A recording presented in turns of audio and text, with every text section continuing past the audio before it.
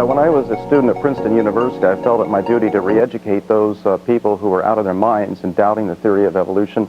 And far apart from anything having to do with religion, I changed my mind based on the evidence. And